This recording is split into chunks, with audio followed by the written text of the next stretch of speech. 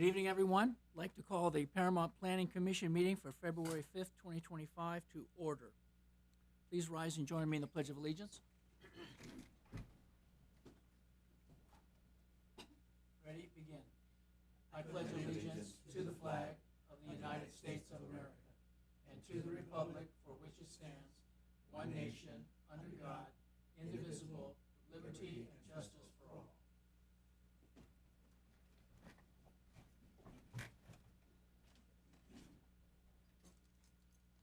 Roll call of members, please. Commissioner Esparza? Here. Commissioner Gonzalez? Here. Commissioner Moody? Here. Vice Chair Timmons? Chair Weisenberger? Here. Agenda item number 1, approval of minutes from December 3rd, 2024. Need a motion to approve. Esparza will make a motion. Okay, it's been moved and seconded. Roll call, please. Commissioner Esparza? Yes. Commissioner Gonzalez? Commissioner Moody? Yes. Vice Chair Timmons? Chair Weisenberger? Yes. Okay. Agenda item number 2. Actually, here we have public comments. At this time, members of the public may address the Planning Commission on any item not listed on the posted Planning Commission agenda that is within the subject matter jurisdiction of the Planning Commission. Please complete a speaker slip and provide it to the city staff. Unless the chair extends the time, there is a time limit of 3 minutes per speaker and a total time of 30 minutes. If you wish to speak on an agenda item, you will be called at that time that the item is heard. A new business hearing. We will now consider the first Planning Commission item, which is a continued hearing for the Civic Center Improvement Project and Paramount City Investors, LLC. I am opening the continued public hearing on the Civic Center Improvement Project and Paramount City Investors, LLC. Mr. King, do you have a staff report? We do. I'll be giving it, and I want to thank you, Mr. Chair, Chair Weisenberger, and commissioners. So as you know, this is a project that you opened in December, and continued. You chose to continue it to this meeting, and it's the Civic Center Improvement Project, along with Paramount City Investors LLC, and we're looking at a conditional use permit, CUP number 970, and a zone variance number 412, and the CEQA analysis related to this, and some other items that we'll get into. Just kind of as a refresher, so the applicant is Paramount City Investors. For the CUP, it's to remodel the interior of and operate restaurants in the existing Paramount Saw commercial building, which is walking distance right outside this building. For the zone variance, it's to construct and maintain an outdoor patio area at the front of the Paramount Saw building in a portion of the 10-foot front setback. The address is 16493 Paramount Boulevard in the C3 General Commercial Zone. And this is also within the general plan land use designation. It's the Central Business District. It's all associated with a City of Paramount modification and relocation of the existing public parking lot to the east of City Hall, and upgrades to the Civic Center Gardens area, which are the fountains, right, the center of the Civic Center, and the proposed acquisition of and improvements to the Haytree parcels. And as you know, the Haytree is our state landmark, California state registered landmark, also right outside here at the Civic Center. And a old photo of the building. And give you a little recap of December 3rd. That's the day of the Planning Commission meeting. Before the meeting that afternoon, Lauren Chang, an attorney with a firm called Shepard, Mullen, Richter and Hampton, LLP, emailed a letter on behalf of her client, on behalf of Paramount General Hospital Company. And Paramount General Hospital Company is the property owner of this adjoining hospital and the parking lots there. The letter concluded with asking for modifications to the conditions of approval of the draft resolution number PC 24034 for the conditional use permit, and also asking for changes to the conditions of approval with the development review application associated with the project, DRA number 24007. So that was in the letter. At the same day at the meeting, you'll recall during public comments for this project, during the public hearing, Ms. Chang requested that the Planning Commission continue the public hearing.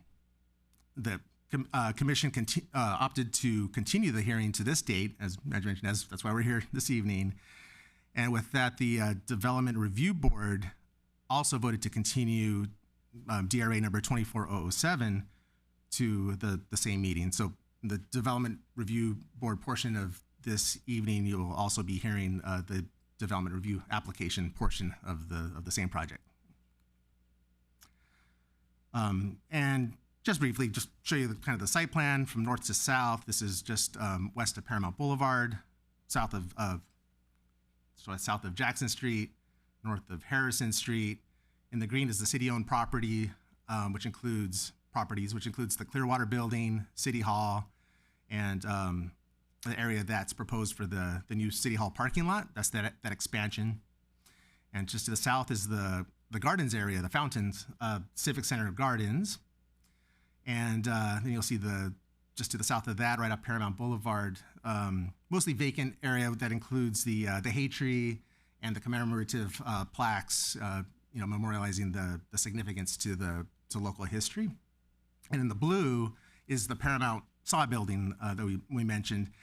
That's the properties in blue, and the blue border is where the building is, and that's proposed to be a food hall, and a portion, because there's an agreement between the city and the developer.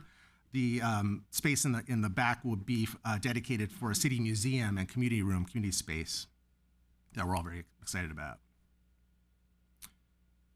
And so, folks, I'm just gonna so the bottom line is already in the record from the December hearing is the details of the proposal that's in the record, and you'll recall, and you're very familiar with the our majestic hay tree that's of local significance.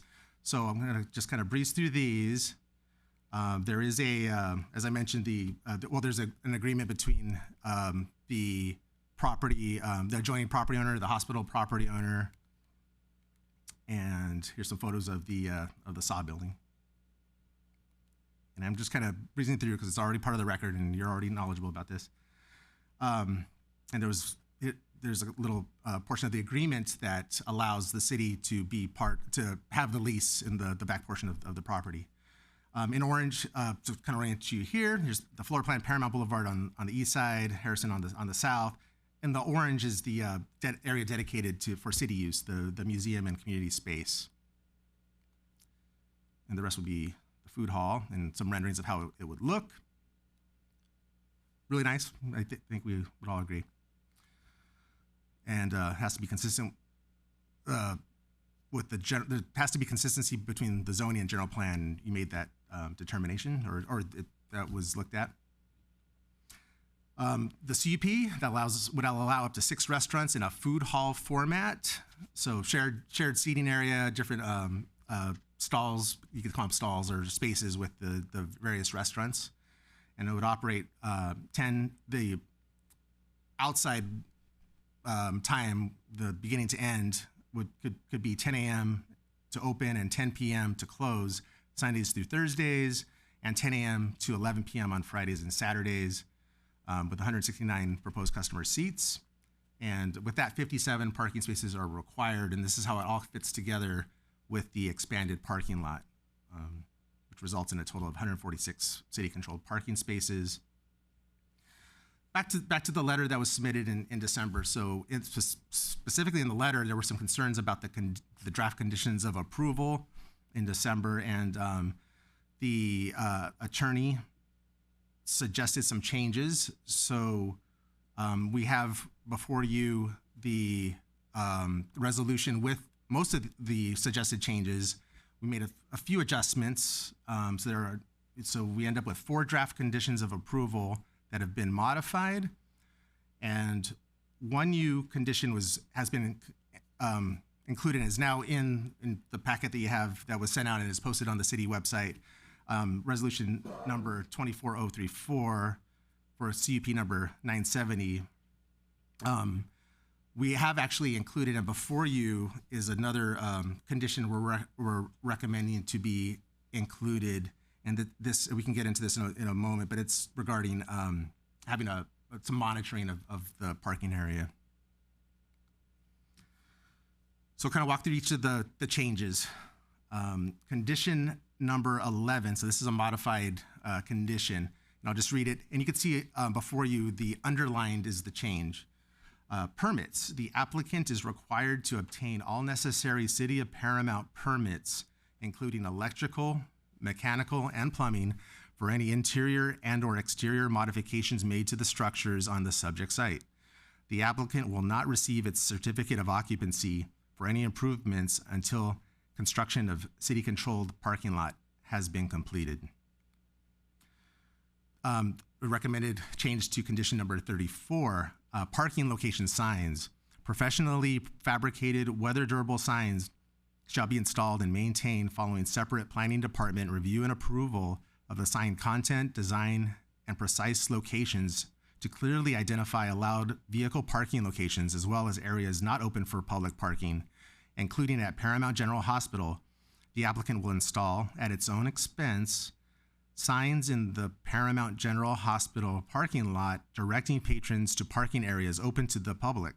These signs will be consistent with California Vehicle Code Section 22658. The next modified condition is related to the proposed outdoor patio. Outdoor patio noise monitoring. All appropriate measures shall be taken to ensure noise does not extend to the residential neighborhood to the south or to the hospital at 16453 Colorado Avenue. At any time during the term of this approval, a city inspector or code enforcement officer may visit the site during operating hours to measure noise levels. If, upon inspection, it is found that noise levels exceed allowed limits under the Paramount Municipal Code, then the owner-operator will be notified by the city representative, and the owner-operator will reduce noise to or below allowed regulatory limits. The next modified condition is number 45, live entertainment.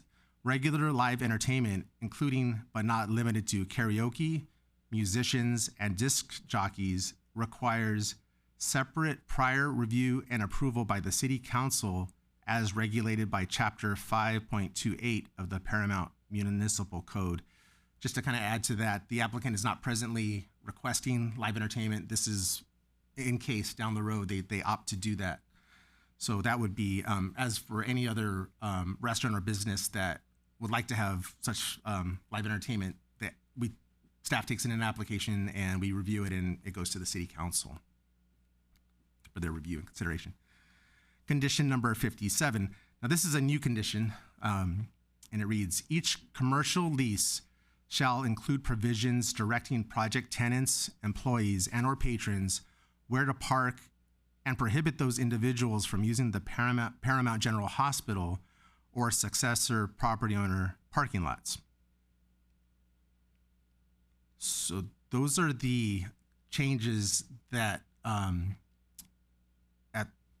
of to satisfy the city's concerns and the applicant's neighbors' attorney's concerns, or on behalf of the applicant's concerns. And we did run those by they were reviewed by the developer who does not have at the time, did not have a problem with those requested changes. Now we do have what we're calling a late edition, and this is what I hinted at, and it's before you on a separate paper, but this is same wording that's before you. And I imagine the applicant may want to speak during the public comments portion about this. The condition reads, the applicant shall provide a parking attendant during peak operating hours, Thursday to Sunday, 12 p.m. to 7 p.m., for the purpose of monitoring whether customers are parking in allowed public parking spaces. The applicant shall conduct a parking survey and analysis to determine customer parking practices and demand. The parking survey and analysis shall analyze customer parking during at least 3 peak operating hours throughout the business day and shall identify specific customer parking locations. The survey and analysis shall begin 60 days after the food hall opens for business and shall be completed and submitted to the planning department 30 days thereafter. Based on the conclusions of the parking survey and analysis and the need for further parking enforcement, the planning director may alter the parking monitor's hours or days or temporarily or permanently eliminate the applicant's obligation to provide a parking monitor. And I'll continue, but we could always come back to this slide if that's helpful during the discussion. The code and state law require some findings to be made, so we discussed that in December, and that's part of the record. The zone variance, so the code requires a 10-foot, the code for the C3 zone, this is in the general commercial zone, the municipal code requires a 10-foot front setback. Although the saw building is set 15 feet to the west of the property line, the applicant's asking for a 0 lot line for a 50-foot portion of the proposed area. The total length of the property is 120 feet. So out of the 120 feet, 50 feet is requested to have that, to use part of the front setback. And again, that was provided and discussed in December as well, part of the record. And here's the gardens, the proposed change. In the end, the bottom line is, right at the bottom there are no material configuration changes proposed for the Civic Center gardens. And we did not hear any concerns from the adjoining property owner or their attorney.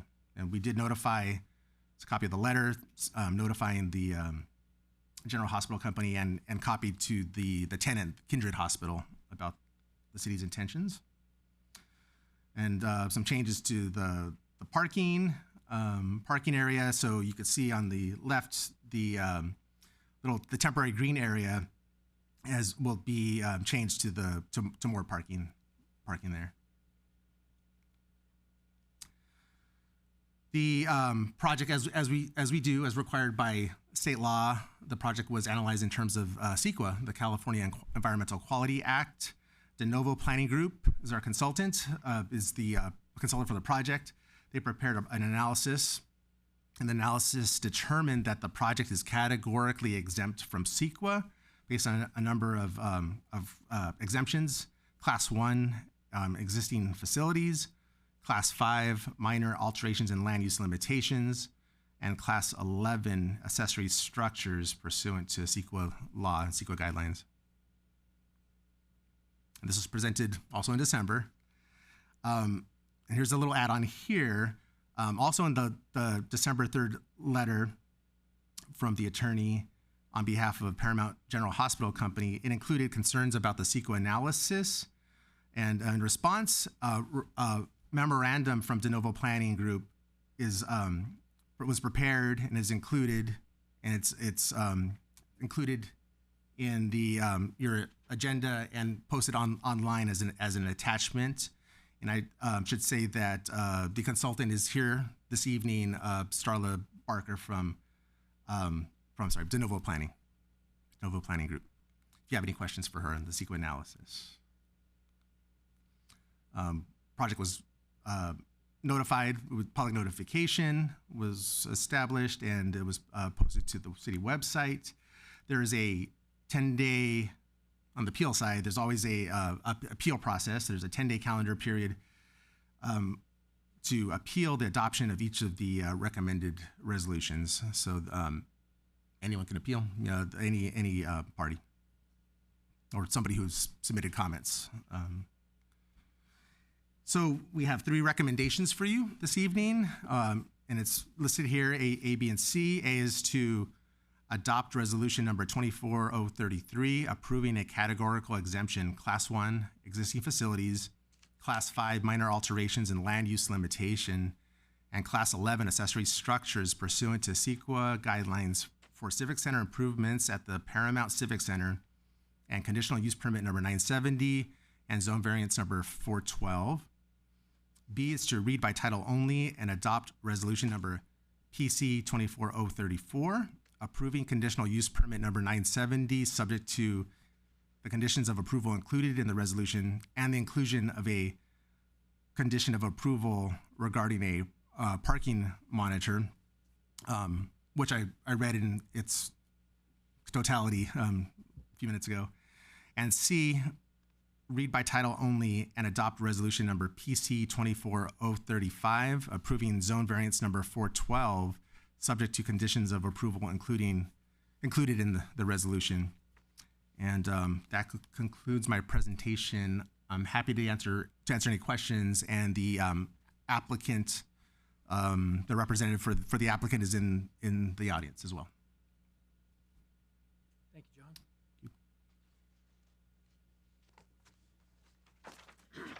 Are there any questions for the staff here from our group?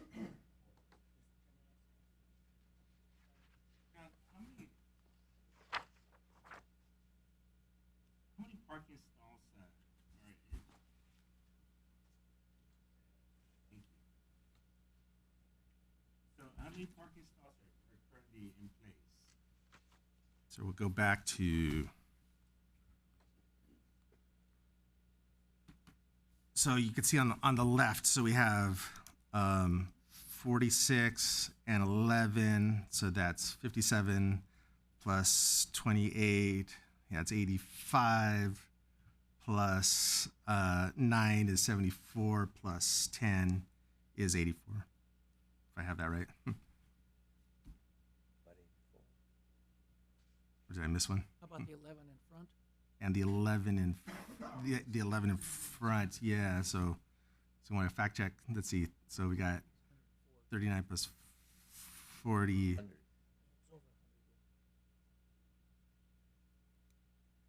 25.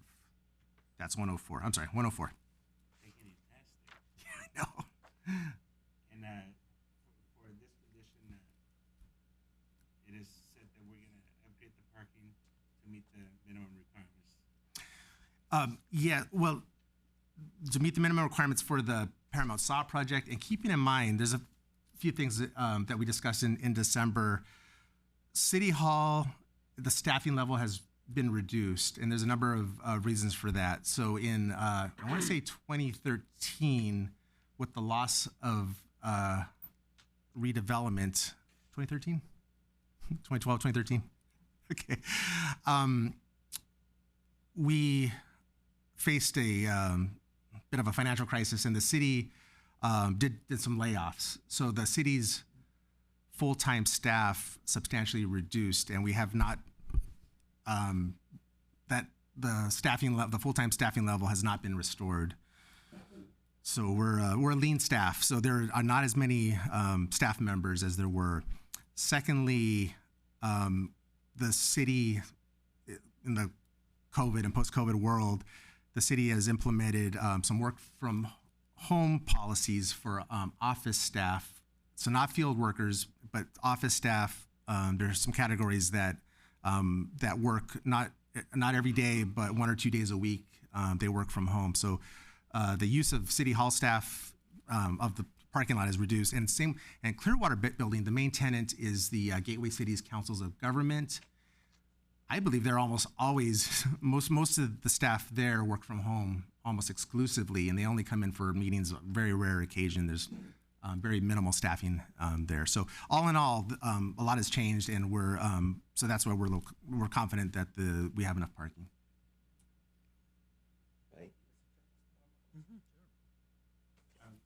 So the new condition, if it is found that it is the hospital patrons that are actually overusing the parking lot, how would that affect the tenant? The other way, yes. So the tenant could exercise his, or I shouldn't say his, their, basically it becomes a civil matter between the tenant and the neighboring, whether it's the property owner that we've been talking about or some other property owner. It becomes a civil matter between them. Yes. Thank you for the additional information about parking, because while I was reviewing the documents, I wrote all these little notes about who's going to monitor, how will we know, and I'm just concerned about when that SAW project becomes really popular. We're going to have a lot more traffic than we see right here. In addition to that, a lot of times in the Clearwater building, there are events there. So how will we be able to monitor the events and make them stay parked in the area that is for Clearwater as opposed to the small project? That is a good point. There are occasions, kind of the perfect storm. You know, there's just something that happens at the same time, and that does happen not just here, but any location really. We've had that with different facilities, city facilities that are adjacent, that like next to a school, that everything just happens at the same time, and it does kind of self-adjust. It's kind of like an organism. It just kind of finds a way. We do have the luxury of the having a city parking lot to the north, the town center west, near Northgate. So at worst case scenario, city employees can park in the city parking lot in town center west. So we have that option. And I would believe that the applicant would work on other options like ride share, encouraging employees to carpool and that kind of thing. Thank you. Yes. You can park across the street too. Could park across the street. Yes, there are other parking options on the street.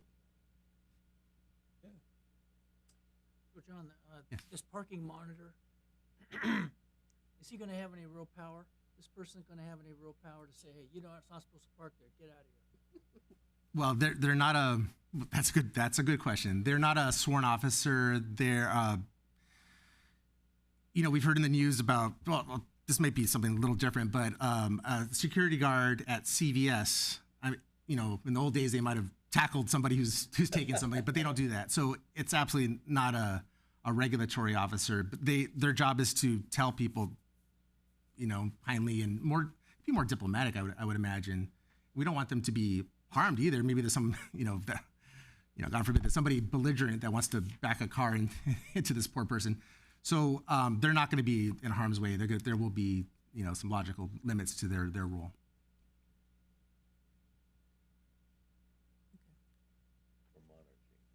So there is a possibility that we could only have the parking monitor for 90 days. If it's after analysis, it's determined that we don't need the parking monitor.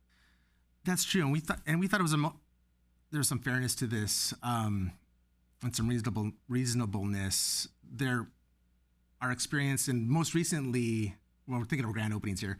Most recently, the Tiramia coffee shop on Downey and Rosecrans. We got a lot of calls the first week or two. Do something, close this, shut them down, and with a little.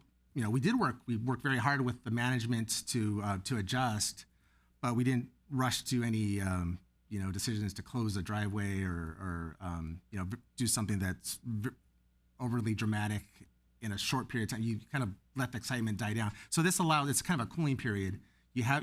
I'm sure there'll be that excitement to begin, but you want to let it settle and taper off and see what the typical week or weekend would be. Slows down. Slows down a little bit. It slows down. Any business that starts. Right. It'll work There's itself out. There's for them to discuss.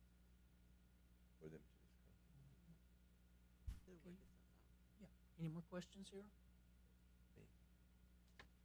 Okay, then I'm going to reopen the continued public hearing portion, and we will hear the testimony in the following order. The applicant is here and would like to make any additional comments, and then those in favor. Number 3, those opposed with a 3-minute limit, and then those with questions. Okay. Do we have any public comments today? We don't. So I would imagine maybe the applicant would like to. Well, I'll leave it to you to invite the applicant. Okay. I'm sorry. The applicant here? Yes. Okay, very good. Thank you, sir. Welcome. Thank you. Steve Boss with Paramount City Investors. I have a few questions that maybe I can direct to Mr. King on some of the conditions of approval. And then obviously we have a lot to talk about with that new one. It's something that we oppose strongly, and so we can discuss that as well. But maybe I'll just go through a couple of the other ones to start with and then work into the parking monitor side of it. Number 11, our certificate of occupancy would be conditioned on the city's new parking lot. Where, can you bring us up to date where the city stands with that and what what the timing is for that? I do. Just one moment.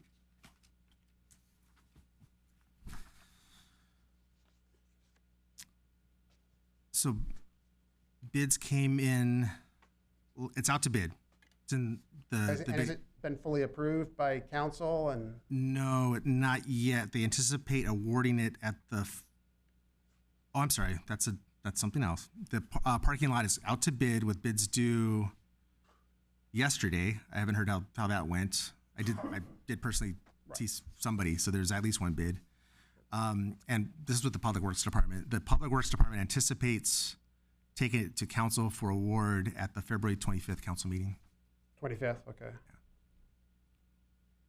Because obviously our project is conditioned on that, so we don't have a project until we have a parking lot. And So it's just a key issue. Right, okay. So we'll come on the 25th and see how it goes there. Great. Number 34, the parking signs. We don't have any issue with that. We're happy to put up parking signs to direct people where to go. I do have a little bit of a question. I printed out the page of the agreement between the property owners in terms of it lays out where parking is. I would call it a little bit, well, it's not a great quality copy. So my suggestion is that maybe we get a new exhibit or a new document between the parties that clearly shows where people are allowed to park. And like, for example, I'm not sure whether, I think Vice Chair Timmons, you might have said it, like, or maybe Commissioner Gonzalez, does the hospital have the ability to park in city parking lot, or is it exclusive to each, or is some of it shared, or what? I'm not 100% sure reading the document what that looks like. And then again, sort of the exhibit that lays out where the parking is I think I understand it, but it's not super clear. So my suggestion would be to get an exhibit that's more clear, that lays out who's allowed to park where. Is it shared parking or is it exclusive parking? And who gets to park? That would be my suggestion, because from my view, it's a little bit unclear at this point. The patio noise, I just had a question on that monitoring. Are we being held to a different standard than is in the municipal code?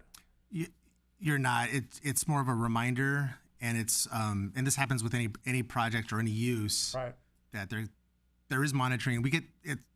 Typically, it's on a complaint basis, but you are right next to City Hall. That's the way I read it, but I just wanted to be sure that we're just subject to the municipal code, right? There's not some higher standard or something that we're being held to.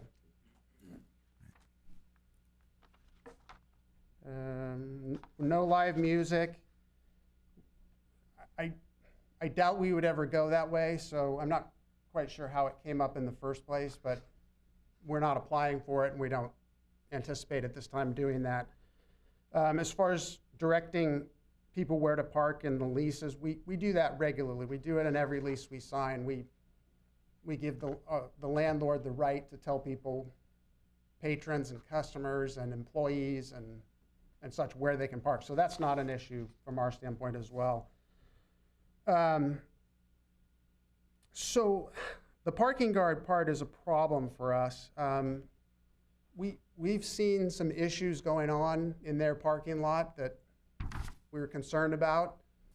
people sleeping in their cars there, a fair amount of pot smoking going on, and like I've seen broken up bicycle parts in their parking lot. I've seen people park in their parking lot and go to the residential units to the south. We don't want to have anything to do with trying to monitor a parking lot where things like that are going on. It's just, it is a recipe for trouble for us, and we're strongly opposed to that. I could see where at some point if we're super successful, hopefully, that, if parking gets to be a problem, we do a study and figure out, is there a problem and who's parking where and how do we solve that? I see that, but to your point again, somebody mentioned, what happens if somebody parks in that parking lot, comes and gets food, and then goes over to the hospital where they have a friend or relative, or the medical facility? Are we gonna go tell the guy he can't park there? We don't have any authority to make him move. People are a lot more brazen these days, and I can see a situation clearly where somebody comes in and parking attendant says, well, you can't park there. So I'm just gonna park for a half hour, I'm just gonna get lunch, and we have no authority to do anything about it. And in our opinion, the signage is gonna go a long way to directing people where to park and how to park.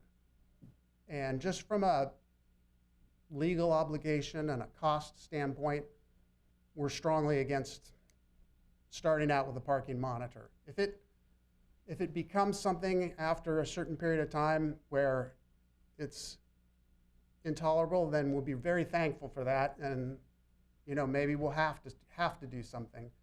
But it's a prospect that we're not agreeing to at this point. So, yes, sir. I have a question. You mentioned the people sleeping in their car and pot smoking and bicycle parts. Yep. Would that, I don't really know the rules. I mean, whose responsibility would that be to at least kind of make sure that doesn't happen anymore, or tell them to get out or something? Is that Well, the police, I guess? I've personally called the sheriff twice because of things going on there. So it, to me, would be the property owner or the tenant in the hospital facility. It would be their obligation. And again, we're envisioning a situation like, so we've got somebody that's watching out, apparently, to see who's parking where. And if something goes on in their parking lot, are they gonna come to us and say, well, you were watching it. Why didn't you call the police? Why didn't you do something? And I know that may sound, well, you'd say, well, that's not reasonable. A lot of crazy things happen, when legal issues get brought up. So I could clearly see somebody saying, well, you were watching the lot, why didn't you call the sheriff? Like, well, it's not our job, but somebody got their personal, something like that. So to answer your question, it's a long way to answer your question, it's either the tenant or the property owner. So right now, the property owner, it really isn't concerned with that, apparently. 'Cause Correct. it hasn't been. That's what's kind of amazing to me, is they don't seem to care what's going on right now. But they want a free parking monitor, so we just, The hospital. The hospital. right, The hospital is the one that has correct. me, in the case, I shouldn't say it, but I will say, have a problem. They park wherever they want to park. And I'll say it, and it's true. Right, I see that myself. right. And the last point I would make is, I only saw the condition, this is the first time I've seen it here, but something that, well, it can be withdrawn in 90 days or 60 days or something like that. I can guarantee you that hospital's gonna be banging on the city's door not to get rid of that, regardless of what happens, because they have a free person watching their lot for them, which they should be doing right now. That's what they should be doing right now. So in the meantime, we're hung up 60 days later with what we feel is a great project for the community. It'll help activate that part of Paramount Boulevard. And, again, from a safety standpoint, the more people, the better, right? The more people you have around, the safer it's going to be. So we just, we're a strong believer in our project, and we think it'll be great for the community, and it'll be helpful for this part of Paramount Boulevard. You have another question, I think. Actually, I don't have a question really. I just kind of think one of the things, the points that you mentioned about signs, I think the signs are going to really help a lot. I think there are a lot of places that I've seen businesses where they have signs that say this is specifically for certain businesses. You can park here for 30 minutes, Right. half Right. an hour. I think that's very helpful. I agree. And it's going to be helpful. I can see understand your concern about a monitor, but I think the signs will be very helpful. I agree. Yeah. Nothing is foolproof. As we go through this, I think that we'll see a little better way of controlling the parking. I think it's sort of, to your point, it's a bit of the Wild West. People park wherever they want to right now, and there's sort of a lack of signage in terms of directing parking. And so we agree with that. We think that having some signs will be good. Like, for example, the entrance to their parking lot off of Harrison, say this parking is for hospital patrons only. Yes. Like, I don't know for sure if there's a sign there or not now, but I don't think there is. No, there used to be the arm that goes down For a small portion for a of it, portion for the north, 20-something stalls. not the north, right. the west, Right. the west driveway, right? All right.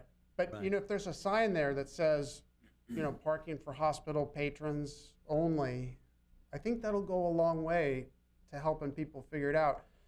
I mean, there's always going to be people that do whatever they want to do, but our parking monitor couldn't solve that anyway. So, sorry, I agree with what you're saying. I think the sign's going to be helpful because even like now, we're talking about people who park there. They know Well, it's illegal. they park- a lot of the people They in park the where we apartment used to park. building. They put it to you the that thing way. is, there was no reason for them not Been to here park. for many years, and they parking where we used to park. Now it's in the There's no front. reason not to. So maybe now that there is a reason, Yeah. and they see that Huh? different Yeah. things are going on, I think it'll make a difference. I think signs will Okay, give you a ban. So these signs, would there be like a sign in every stall?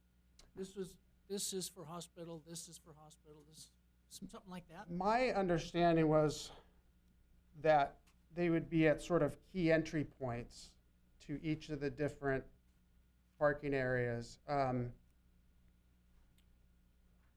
We have a couple properties where where we have parking issues. We're the owner and we have parking issues. We put up signs in the parking lot that said parking for tenants only, and just to notify people that. But it was my understanding what they're asking for is at sort of key entry points throughout the parking lot, both on Harrison and Jackson and Paramount Boulevard, and maybe a couple inside the parking area that directs people where to park and what to do. That was my understanding. So Okay. Well, what kind of signs? You see, that's the main issue. You put them up here, or you put them on the bottom, or where? People don't respect. It's reality. Yeah. It is. I see it in restaurants, in different places. They park wherever they want to park. Oh, Yeah. signs there. right. Yeah, and that's John Hamilton. He's our architect, but he was saying that in a lot of situations, what we're hopeful for is that we have people that are using both facilities, both the hospital, the city offices, and our restaurants. And so that makes sort of monitoring difficult as well. As I mentioned, like, if a car parks and gets food and then goes over to the hospital, or, it's hard to always determine when you've got cross pollination or whatever you want to call it. It's sort of hard to monitor from that standpoint. And the authority thing is a hard bit as well. It's the last thing we want to do is have somebody get mad at one of our employees or or workers and cause a problem. And it happens a lot these days, unfortunately. So, Well, in my mind, I was just thinking that if you wanted it, if an entity wanted it to be clear where you could park and where you couldn't, then you could have some type of a, I don't know, maybe a color coding system that this stall, all the stalls that are blue, this is for the hospital, and this, Right. the green ones are for Right. whatever. Or you could have a sign, and I guess in each stall, which may be overkill, might be expensive, but yeah, or maybe not each stall, but at certain spots within the parking area as well. Yes, I think in each stall would be a bit of overkill probably, but right. It'd be clear then, though. yeah, at it would least. be clear. It would be clear. It would be But clear. I think you're right from the standpoint that maybe periodic locations within the parking, because my point was, just at the entrance off Harris Street, at the entrance off the plaza and such. But I mean, maybe it makes sense to have a few within each parking area. And the color coding is good. I've never done that before, but it can make sense. Just a thought. Yeah. Well, it sounds like to me that the parking might be a little bit of an issue for you, but I think seems like that's something that you need to revisit with staff and, kind of like go over that and figure out how that's going to be, because I don't think we can decide how a sign is going to be set up Right. and what the wording should be. But it sounds like maybe you need to revisit with staff and then maybe have some type of communication with the hospital.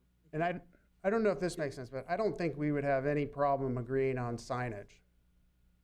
Yeah, think and it's the- I would it's just remind the- everyone that the condition is the wording is just kind of say the whole thing. Parking location signs, professionally fabricated, weather durable signs shall be installed and maintained following separate planning department review and approval of the sign content, design, and precise locations to clearly identify allowed vehicle parking locations as well as areas not open for public parking. And there's a little more. But yes, the intent is to take care of it at the staff level, which is what we typically do. Where they go, what they say, and to make sure that I'm sure you don't want to spend double money, so it'll be done right the first time, so the first rain doesn't destroy them. We'll work on that together. We've done that in a lot of shopping centers. We put parking signs up all the time, and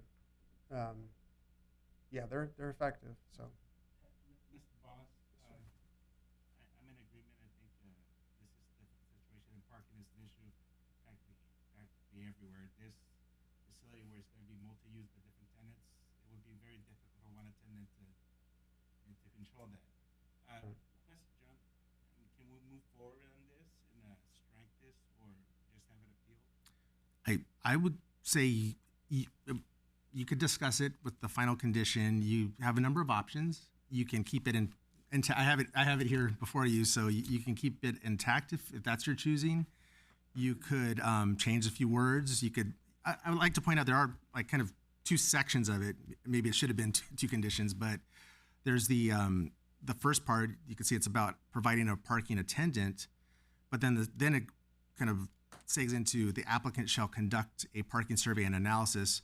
So that may be something you want to, while the applicant's before us, you may want to ask about, what he thinks about doing a survey and analysis, and if you want to just have that aside. And you could also, another option might be reducing the parking monitor to maybe just somebody like somebody who's already there, property manager or property manager's assistant, or just to be momentarily checking in from time to time. I think from our standpoint, we would be opposed to anybody who's responsible for monitoring or trying to enforce the parking. That's something that we're really afraid to get involved in. I don't think we'd have any problem agreeing on where and how and what the signage looks like. And signs are not cheap, but they're not super expensive, whatever, a couple thousand a sign or something. I don't think we'll have any problem with that. We're very much against, having us be a monitor, especially when you consider there's a parking lot that's already got problems going on in it. And I know we're only supposed to be watching out for who's parking where, but A, that's really difficult. And B, we don't want to be anywhere near a position of responsibility for someone else's parking lot. That should be their responsibility. And I don't understand why they're not doing it now, to be honest. May I ask a question, Mr. Yes, sir. So, I absolutely agree with you, the parking monitor or attendant, but how about simply doing a survey? You've kind of already done it, unofficially. Yes. But how about doing that and then present it to the current tenant? Something that you can work out with them. You mean like after we've been open for a period of time, or Even now. now? Pre and post, Right. and how it affects you guys, and Yep. work out something beneficial to all. I think that makes sense. We did a sort of a parking survey with, we developed the property at Alondra and Paramount and Alondra, the northeast corner. And we did a parking survey to make sure that there was enough parking in place, and I can't remember what the other circumstances were, but we've done those surveys, and I mean, we're happy to do them. It is kind of interesting to see who's where and who's parking where, and I don't know what you can do about it in the end, but but the information is good to have, I think. Yeah, I got a question. All we're trying to do is protect the hospital's parking. Right. So it's just like put a hospital parking, only. Right. In a certain area that I don't know. Yeah, I think that's what they're asking us to do, is put up some signs that say hospital parking only. That Yeah, but if they park outside, then they get towed or something, yeah.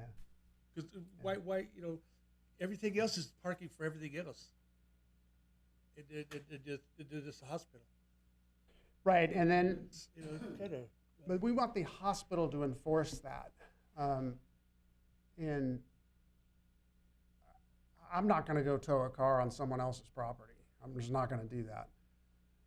So we have no authority to do anything other than say, please don't park there. And one other thing that we've done is put a sign in the entrance to our building that says, hey, if you're parked in the hospital parking lot, you could be subject to towing if you're not patronizing the hospital or something like that. Yeah. And so you walk in the door of our project, you see another reminder besides the parking signs. We've done that before as well. Again, I may have said this, but we're also afraid of getting in confrontations. It just, I forget, people get hurt doing that, and it's hard. But like I said, I think we're in agreement with the other conditions that were put forward, and I mean, our goal at this point is just to get moving forward. I understand that the holidays were a bit tough, and they wanted to delay, so we didn't object to that. But it's unfortunately due to timing, it's been 60 days. So we're kind of sitting around. I mean, we want to get moving on this. Every day costs money, right? Carrying costs and such, and I'm getting a lot of pressure to get something happening on this, and I would respectfully request that we move forward today and strike that 57. And if the neighbor wants to appeal it, they have the ability to appeal it. I would think. That's my request. I would also add that we have a standard condition, condition number 10, that allows the Planning Commission to bring back any applicant, any conditional use permit, if there's any grounds for modification, suspension, or revocation. So if the commission would like to, either modify or add a new condition, that's always an option. That's always available. And I'll stop talking after this, but we want to be good neighbors too. Like, we don't want our people infringing on the neighbors' parking because it's going to create problems, right? So I would just say that we want to be good neighbors and we want to make sure people go where they're supposed to go, and we do what we can to make sure that happens, short of, getting in confrontations or things like that. So I hope that goes a long way. Just like we're not here to take over their parking. I hope our project is successful, then we've got the parking and we make it work. Because in the long run, it won't work. If we're using all their parking lot, they're going to get mad and there's going to be problems and it won't work in the long run. So. Anyway. I was only going to mention, I think that we can move forward with this, and as our planning director says, there's a clause in here that says, based on whatever the survey is, not so much having someone to monitor parking, just do the survey to at least see where that gets us and see if there's a problem. It may not be necessary. So if the planning director determines that it's not necessary, we're good. Seems like we can move forward. And I'm worried about the noise. Noise is going to the east, away from the hospital. I don't know what's the problem with that. Right, and so there's proposed a little outside patio on the west side of our building. That would be part of the city's community room. So really the city is, to a degree, in control of that. Like you said, that's on the hospital side, right? And what's inside will be inside, and then there's a little patio proposed for the east side of the building. You're right, and there's no way that's going to be louder than the traffic noise. Right. But again, we're subject to municipal code requirements, so if something happens, we'll fix it. Even if a bunch of drunk people, it ain't going to be that loud. Right, and people are earlier these days typically, and I don't know if food hall is a proper term for it or not. We envision 2 or 3 separate restaurant entities inside. It is shared seating, so maybe that makes it something like that, maybe. But I don't know. People don't stay out as late. I've observed in my view. People aren't out quite as late, and restaurants are closing down a little bit earlier. Not everyone. I mean, bars and stuff stay open, but restaurants, I think, are tending to be a little bit earlier. Any other questions for our applicant? Okay, thank you, sir. Thank you very much. Okay, so I think we're hearing that we'd like to amend this new recommendation and maybe just keep the survey part and X out the parking attendant. You may want to check if there's anybody in opposition. Oh, is there anybody in opposition to the project?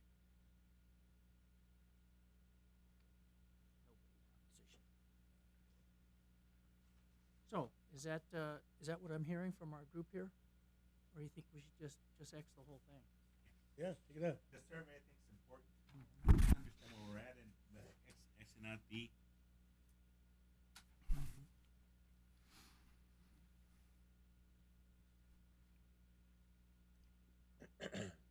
Okay, so this new version then would say this: the applicant shall conduct a parking survey and analysis to determine customer parking practices and demand.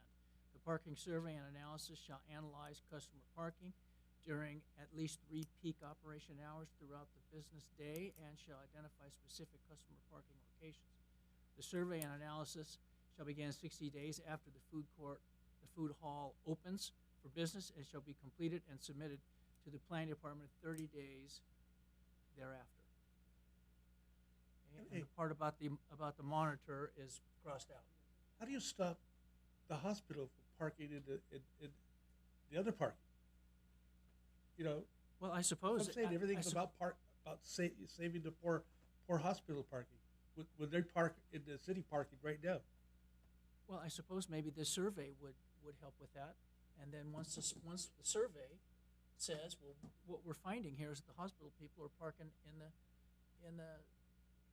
food hall parking, and then we present that to the hospital people, see what they say. But the survey, we're gonna put signs or not? Just to be a survey for that amount of time? Well, I think that, I don't know if the survey would probably be the- done by a this- person or That's all, something. Sorry. right? The signs are a separate condition, so the signs would happen regardless of anything else, and then this would be a separate condition Separate. that would have us do the survey to see, you know, if any other parking issues need to be addressed. No hospital Sure. parking. I would agree with that. Yeah, I agree with that, but, you know. And then if we find out that there needs to be, you know, a little, people are still parking a little bit where they're not supposed to, then maybe we can adjust the signs, or maybe add a couple additional signs. Because right now, and let's be honest with each other, is the parking lot is for the city, all that parking, the front. Yeah, right. And it is, it's reality. You don't plan on every store being filled at one time, right? Right at the beginning. It's unsure. You know, we're still in the marketing phase and we're talking to a couple of potential tenants, but typically they won't open quite at the same time. Yeah, so I'm saying, I don't think you're gonna have full thing right Right off the bat, yeah. And I mean, I understand the spirit of the survey, and we'd be interested in knowing where people are parking as well. But that's something that I'm interested in clarification as well. Is are they allowed to park in the city lot, or I don't know if they're both exclusive. Is the city parking exclusive to the city and the hospital parking exclusive to the hospital? No, it's a public lot. That would have the opportunity for your customers to park in the city lot. That's the idea. Right, but can hospital patrons park in the city lot? They do. It's more the maintenance. So the city maintains the city lot, and we're not chasing people away, with the exception Right, of but the in the city council parking spaces. But in that agreement, do you know if there's an exclusivity, or is it shared, or not sure? It's basically it's a joint use. The main provisions are regarding maintenance, but I think if you want a kind of a full report, we'll take a better look and give you a little summary. But we need a little time. Well, for I'm that. just curious because when we do a survey, it helps to know who's supposed to be. The survey. Yeah. And the parking survey, like when we study who's parking where and stuff. Like, I don't know. It sounds like maybe their parking is exclusive, and the rest of it is shared. There's a it is joint use. Yeah, the exclusivity is more on the maintenance side, but we'll get you a better little report for Well, that. but it's on the parking side as well for the hospital. That's exclusive to the hospital. Their on parking lot. that area, the crosshatch area. Yeah, but we'll get you more detail on that in advance of your study, if that's what we're leading If towards. that's where you go. Yeah. Right. Okay. I think that's what Don't want to jump the gun. Okay. we see on that side of the hospital. Who's parking? Is that the hospital? Or is it the city? Yeah, right on Jackson. Is it the hospital or is it the city? But they don't park there. Yeah, I know they park over here. Yeah, they park here. Yes. Okay, so are we in agreement here? We are. There is a point about if it's leased up. I mean, if you want to add a provision 60 days after the food hall is 4/6 or 5/6 or 100% leased. I mean, and operational. If you want to go to that detail, or just leave it as is, it's maybe something to think about. Oh, Might as well do it while it's quiet. so this just says 60 days after it opens.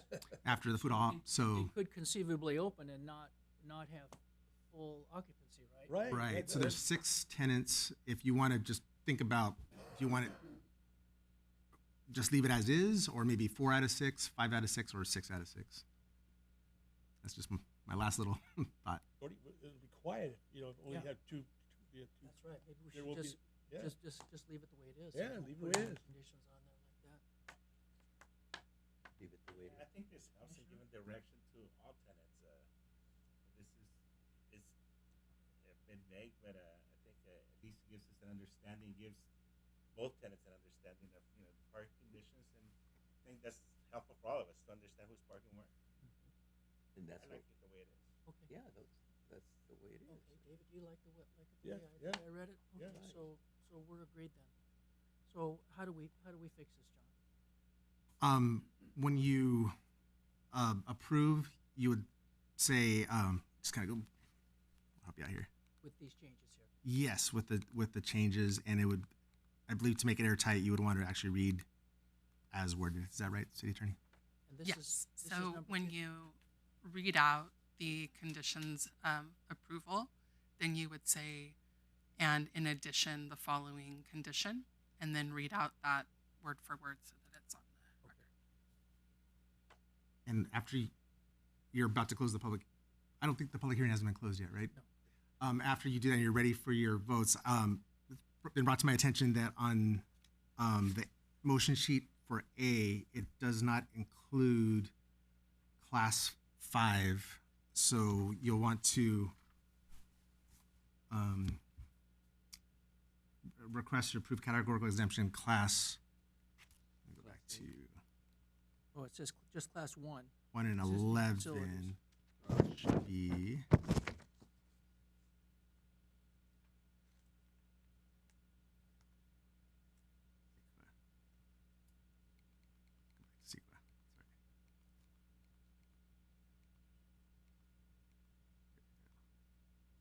Here we go. You can see on the third bullet point here, Class 5, minor alterations and land use limitations. So you want to add that to your motion. Oh, class 5. Class 5 minor, Okay, minor right. alterations Okay, in land. class 5. Okay, so class 1 is existing facilities. All right, so right there. Existing facilities, right? Class 5, minor. Minor alterations in land use limitations.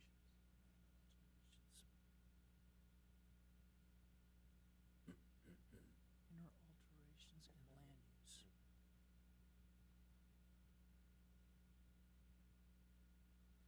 In land use limitations.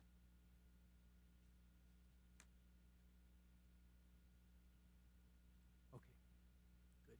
Maybe we need to put signs right out here with the And so, John, this no one, hospital this, parking. Yeah. this amended condition of approval, goes with Part A also? B, so that would be, jump to the end here. Okay. B, and the inclusion of a condition of approval. That underlined section note on this slide before you, you would read the entire condition, revised condition. Read by title only. Inclusion, oh. All right, so the one we have in our booklet here, that's gotta be changed, huh? Exactly, right. Can we leave this one up here? Yes. Yes, we can.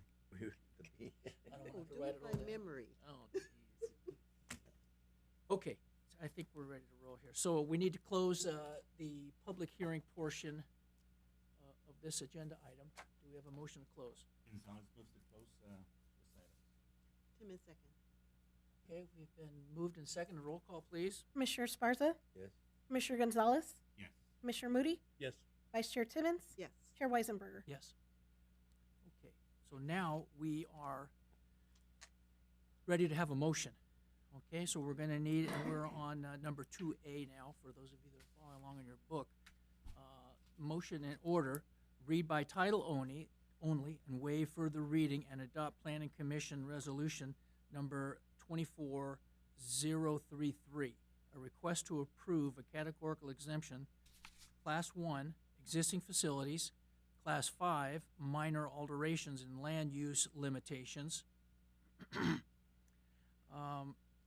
and Class 11, accessory structures pursuant to the California Environmental Quality Act guidelines for the Civic Center improvements at Paramount Civic Center, and conditional use permit number 970, and zone variance number 412 at the 493 Paramount Boulevard location in the C3 General Commercial Zone.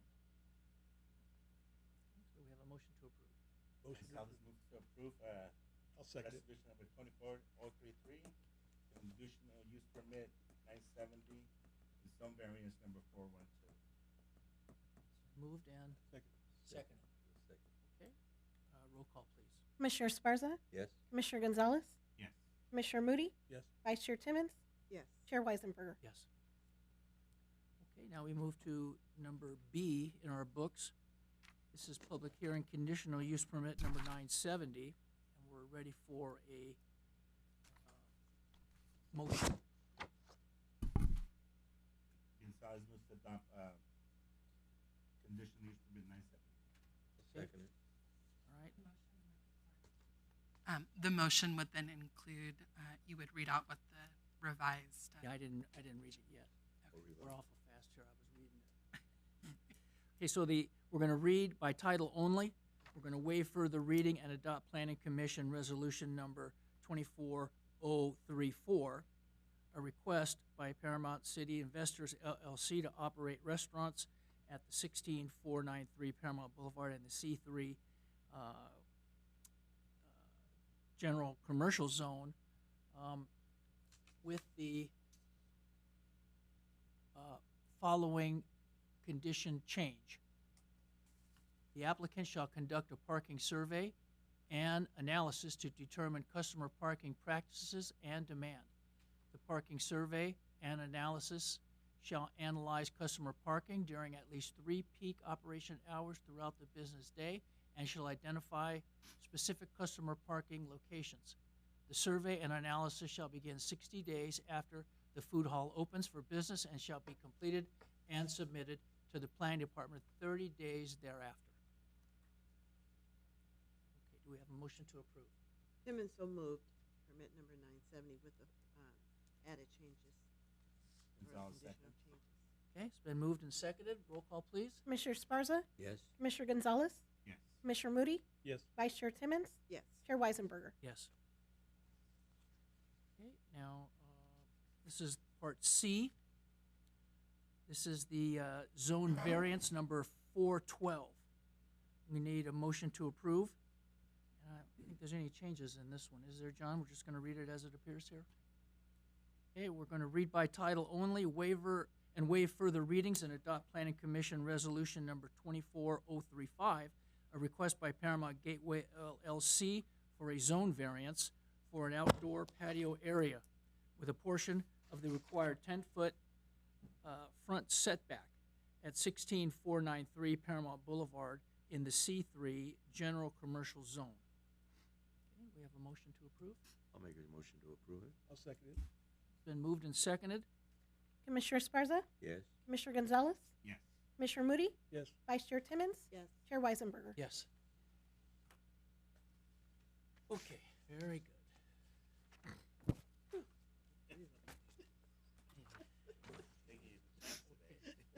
All right, so here we go. Now we're going to move on to agenda item number 3, conditional use permit number 972. This is a request by Matthew Oldenkamp, Matco Forge Incorporated, to relocate an existing 499-gallon above-ground propane tank at 16443 Minnesota Avenue in the M2 Heavy Manufacturing Zone. This project is a Class 11 minor construction placement of an accessory structure. It's a categorical exemption pursuant to Article 19, Section 15311 of the California Environmental Quality Act, the CEQA guidelines. We have a staff report? We do. Just a little introduction. Matco Forge was before you, I believe, in December with a separate application. So they're doing a number of improvements. In December, it was to expand their grinding booth operations, and you did approve that application. So they're back, and Assistant Planner Leslie Corrales will give the presentation. Hi, good evening, Honorable Chair, members of the Commission. Today we will be reviewing conditional use permit number 972 for Matco Forge. And this is a request to relocate an existing 499-gallon above-ground propane tank to another area on the same property. The address is 16443 Minnesota Avenue, located in the M2 heavy manufacturing zone, and the site size of the property is 2.3 acres. And just as a reemphasis, the 499-gallon propane tank has been present on the property since 2018. It is just relocating. So here is the subject site. On the left, as we can see, it is located on the southern part of Paramount in the Central Industrial District. The picture on the right depicts an aerial view of the property, and as we can see, it is in the corner of Minnesota and Jackson. And the red star depicts where this propane tank will be located. So right now we're looking at the site plan and elevations.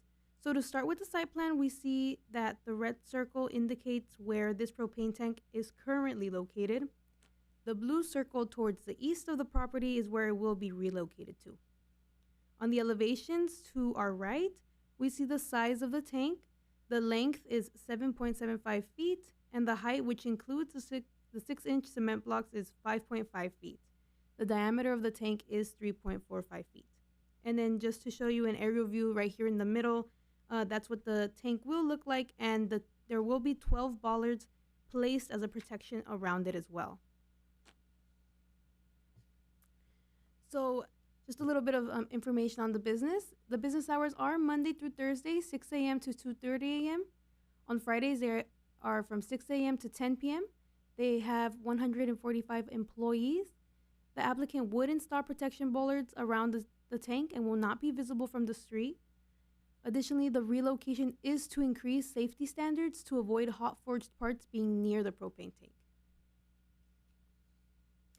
Here are some of the photos that were recently taken. This is the location of the proposal on our left in that red square. All of that will be removed once if this decides to move forward. And then on our right, we see the exterior of the property. As you can see, it won't be seen from the outside street view. And one of our conditions, if you see that sign right there, is also to either replace the signage on the wall or be refurbished for it to look clean and legible. So our analysis is that the proposed business is in an appropriate zone and in the Central Industrial District. It is adequate in size and location for the proposed relocation. The relocation of a 499-gallon propane tank would have a minimal impact on surrounding businesses, as it has already existed. The proposed location in industrial property would be substantially distant from heated equipment and is suitable for the requested use. The relocation will be in accordance with LA County Fire Department as well. And so we recommend adopting resolution number 25001 for conditional use permit number 972. And I would be happy to answer any more questions. And we also have the applicant in the audience in case you have any questions that he may feel free to answer. Thank you. Okay, any questions from our group here? I do. Are they just going to fill up propane tanks for forklifts with it, or what are they going to do with it? Looks like we have our applicant here. I'm the Director of Maintenance and Facilities at Matco Forge. Yes, the propane is purely for fork trucks. Okay. We don't use propane anywhere else in the plant. So we're going to run a line somewhere or something else. No, it's just literally we have 9 propane vehicles. Well, actually, we have more at the moment. Later on this year, we'll be reducing it to 9, and that's all the propane is used for. Seems like it's a lot easier to fill it up. Just the new place. Oh, it's a lot safer because at the moment the propane tank is next to the main entry point, and we have red hot parts coming in and out, and then you have the propane tank from Ted Johnson Propane coming and filling it up as well. So that's the whole reason for moving it away from hot parts. Okay? Thank you. Thanks. Any questions for our applicant? Okay. All right, well then let's open the public hearing portion for this item. And we can hear some testimony if there is any, John. No comments submitted, or no speaker cards as well. Okay, thank you. Then we need a motion to close the public hearing part. Motion to close? I'll second it. Been moved and seconded. Roll call, please. Commissioner Sparza, Yes. Commissioner Gonzalez, Yes. Commissioner Moody, Yes. Vice Chair Timmons, Yes. Chair Weisenberger. Yes. Okay, then we need to entertain a motion to adopt Planning Commission Resolution 25001 to relocate this 499-gallon propane tank there on Minnesota Avenue. Timmons so moved. Yes, I'll second. Okay, it's been moved and seconded. Roll call, please. Commissioner Sparza, Yes. Commissioner Gonzalez, Yes. Commissioner Moody, Yes. Vice Chair Timmons, Yes. Chair Weisenberger. Yes. Okay, so we are now on agenda item number 4, which is a tentative parcel map number 084713. And this is a request by Colorado 4 LP to create 4 single-family lots from one lot at 15538 Colorado Avenue in the multiple family residential zone. This project is a class 15, which is minor land divisions, categorical exemption pursuant to Article 19, Section 15315 of the CEQA guidelines. Okay, and we're going to continue this till next meeting, but we do need to open up the public hearing portion. Okay, so we will open up the public hearing for this item, and then we will need a motion to continue this meeting, this item till our next meeting on March 3rd. We need a motion to continue this item. Gonzalez moves to move motion 0847132 or March 3rd, 2025 meeting. Timmons. I'll second. Okay, it's been moved and seconded. Okay, roll call, please. Commissioner Sparza, Yes. Commissioner Gonzalez, Yes. Commissioner Moody, Yes. Vice Chair Timmons, Yes. Chair Weisenberger. Yes. Okay, so we have agenda item number 5, oral reports, city council actions. Thanks. Just a few things. We have had 3 city council meetings since our last planning commission meeting, so that's very unusual. Well, no, I'm sorry. I just remember last week at our special meeting, I just kind of deferred to this one. December 17th, the city council reviewed, which you had already reviewed, the objective design standards. That's where we added, with Associate Planner Ivan Reyes' hard work, he worked on developing graphic changes to include into the code, into the municipal code. So it's a lot easier for staff and developers to understand what can be, often can be difficult regulations. So now it's a little easier on the eye. The council approved the introduction of the ordinance in December, and they approved the, they formally adopted it the next month. I also add on January 14, the city council, a little outside what we do, but just want to let you know, they adopted regulations for the, or introduced regulations for mobile food trucks, extending the hours by 1 hour. And on the 28th, on January 28th, the city council reviewed some changes to fireworks stand regulations. So just wanted to bring that up. I know that involves some nonprofits that some of us may be close to or familiar with. It allows for more sales hours in the morning. If you want to buy fireworks a little earlier in the day, that's the change there, the main change. City Council also reviewed an update to what's going on with the Clearwater specific plan. Actually, going to give a little mini version of that presentation with the Economic Development Board in a few minutes. And then they also they reviewed the, it's called the legislative platform. So every year over the last few years, the council has adopted they call it the legislative platform. So where are we headed? What kind of, when the state's, making a lot of, making laws and improving them, the governor's signing record numbers of laws, particularly housing laws. The council has what's called the legislative platform, which directs them on staff on what to help support and what to oppose. You can imagine one of their main bits of philosophy is local control. They want cities to have as much control as possible to take control of their own destiny. But that's getting chipped away a little bit by the state. So we support as a whole, as an organization, bills that preserve local control. And finally, on the 28th, the City Council reviewed it's kind of a status update of the Public Art Master Plan. As you know, the Development Review Board reviews art on private property, publicly accessible public art on private property. So a little bit of a mouthful there. And there may be some changes on the process. They're considering a advisory council. They gave staff guidance that they would like to have a resident or a citizen advisory council on the arts. So that could be underway by July.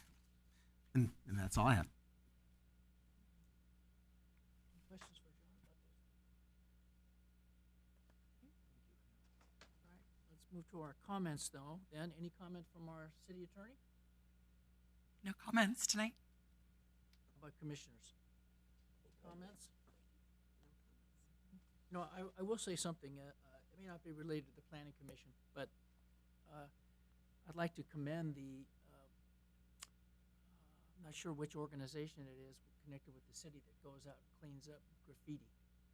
I have that app on my phone, and I'll be out for a run around town jogging at say 6 o'clock in the morning, and I'll see something, I'll take a picture of it, send it in, and like by 8 o'clock or 9 o'clock it's fixed.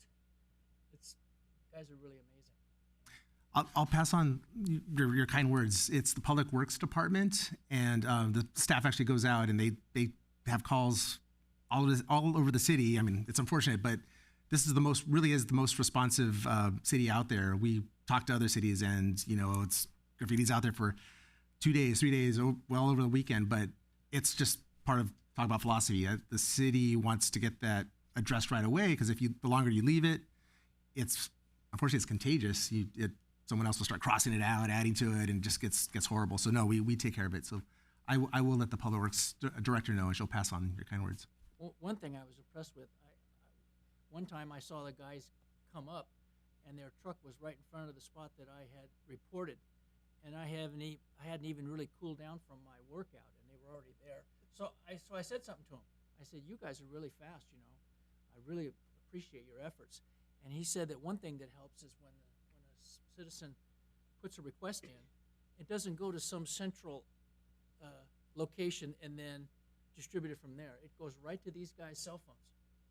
So I reported, it goes right to the guy who can take care of it. It goes right to him.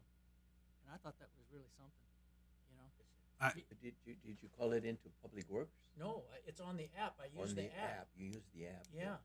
And I take a picture of the spot, and then it's got some type of artificial intelligence. It knows exactly where the address is.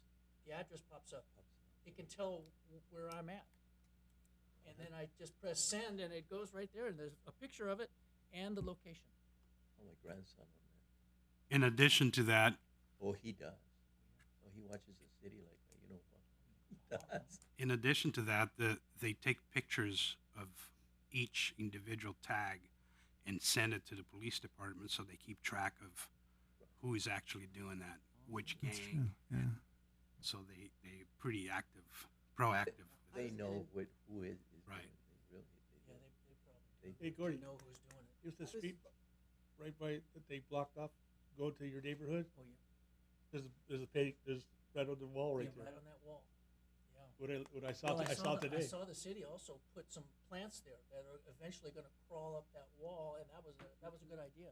But until those plants grow, it's still susceptible. yeah, we have. No, I was just going to say, Public Works does a great job You do. with that. I do know that. But they have jurisdictions that they work in our city, and that's why it goes directly to whoever's in that area. So it's a great plan that they have. I think they just started that in the last couple of years. Sort of like a beat system, yes. Yes, Yeah. yes, almost They like do. a sheriff's Very department. efficient. They have a section that they work in, and it really works fast. You know, it's the best way to do it. When we was in high school, some guy came over right across the street from my house. Was spray painting the wall. we beat his ass, and then we spray painted him. Yeah, He was all green when he left. well, They never saw him again. Never saw him I, again. I caught a guy one time too. This was years ago. I ran him down. Well, yeah, that was it. Did Well, you? I actually had him in a wrestling move. It was a cradle. Let me go, let me go, let me go. Some little punk. I called the police on him. Choked him around. Kilroy or Maybe that's not the safest thing. Yeah, we're still on it. But you know, I will say this. Yesterday, I went downtown to this fish place where we like to go eat, and I saw all the graffiti, and I even commented. I said, "Man, if these guys were on it like Paramount is, you know, it'd make it a lot better, The hardest, community." the hardest part is on the 105, in the top, and right before Garfield, between Garfield and Paramount Boulevard. That's the hardest part for them to get up there, but they do, and they do. I mean, those people that graffiti, I mean, they sit there for hours. This is right by the 105 freeway where you can see it.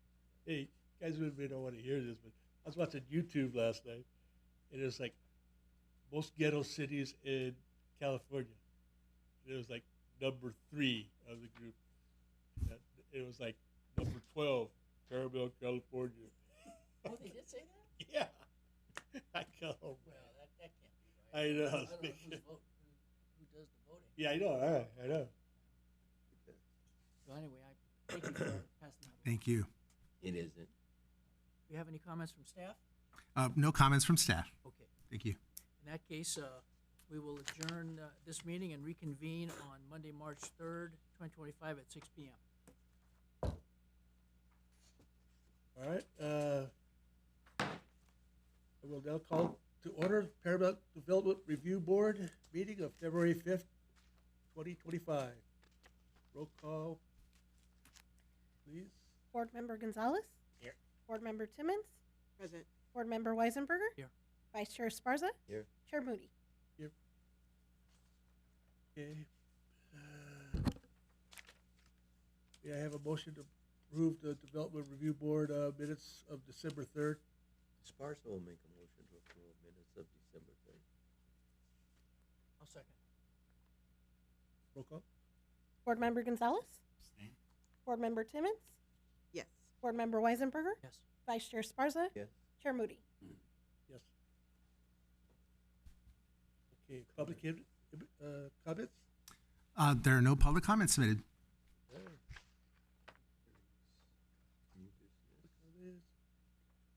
New business.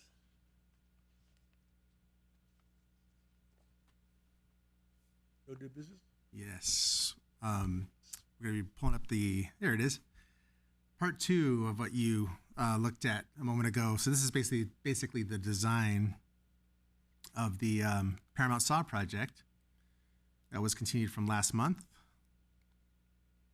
And again, it's at the blue area at the corner of Paramount and Harrison.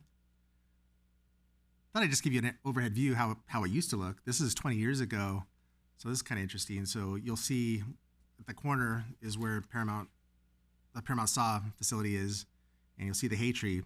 But then you might remember there was an alley in between, all the way up between Jackson and Harrison.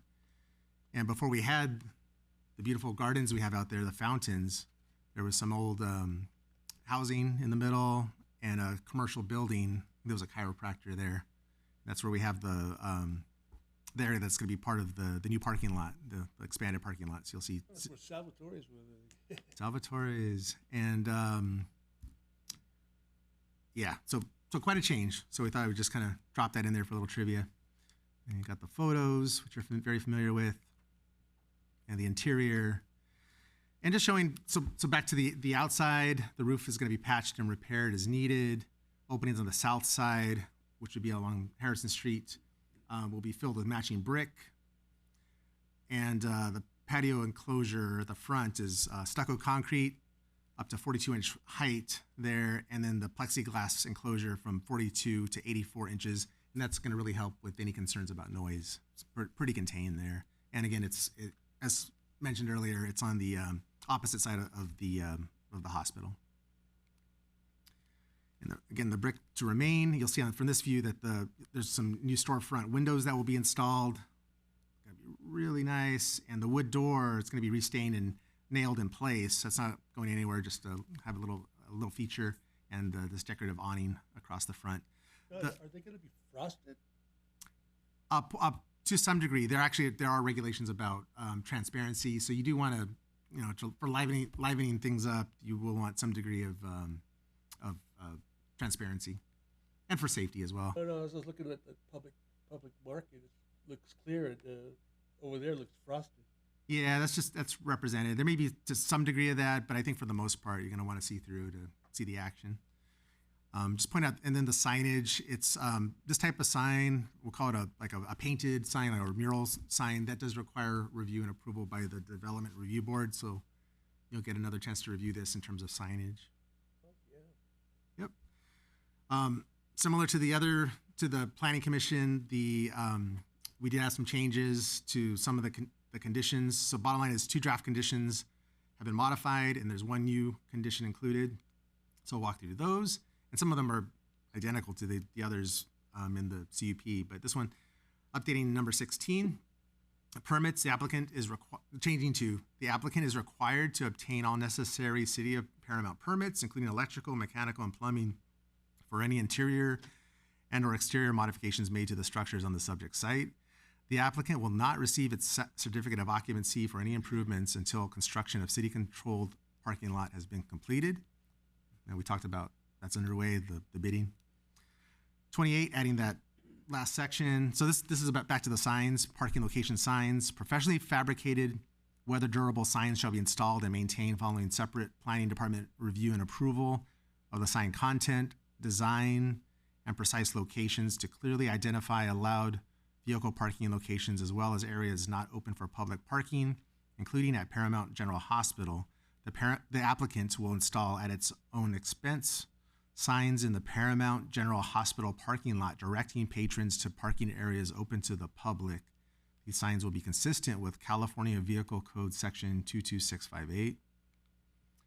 And the new condition, each commercial lease shall include provisions directing project tenants, employees, and or patrons where to park and prohibit those individuals from using the Paramount General Hospital or successor property owner parking lots. Changing the parking. Here's a view to the right. So I should point out that the sculpture there, it's called The Conversation, that will be relocated within the fountain, the gardens area. So that's not going anywhere. And you heard about the CEQA review and the response to that, which is all part of the record. We notified the public. And there's an appeal period for the Development Review Board as well, but this is different. For Planning Commission, it's 10 days. For Development Review Board, it's 30 days for reasons lost to history. And with that, we are recommending approval, the approved Development Review Application number 24007, subject to conditions of approval. And I should point out, also revising condition number 2, requiring this submittal of a sworn affidavit by Friday, December 20, 2024. So, City Attorney Thorson, Lindsay, brought to our attention that there was a typo in the conditions. Number 2, we maintained the old condition from December, so it said to turn in the affidavit by December 20th. Well, that's coming on, so I'm sorry. This should actually match. What is it? January, the 2 Fridays from now. February 21st. February. Excuse me. Thank you. February 21st. February 21st. Thank you. We're going to change that to February 21st is the recommendation. So the wording would be on page 8 of the report. Affidavit. This development review applications shall not be effective for any purposes until the applicant has first filed at the office of the planning department a sworn affidavit acknowledging and accepting all conditions of this development review application. The affidavit shall be submitted by Friday, February 21, 2025. Failure to provide the City of Paramount with the requisite affidavit within the stated here here and above shall render the development review application void. That's a standard condition we ask of all applicants, just making sure that they're affirmatively saying that they will do all of what you've asked, what you're requiring. And that's all. Here to answer any questions. Good, good. John, back to this parking thing. I heard you say to this other fellow that was up here that it's a shared use with the hospital and the city.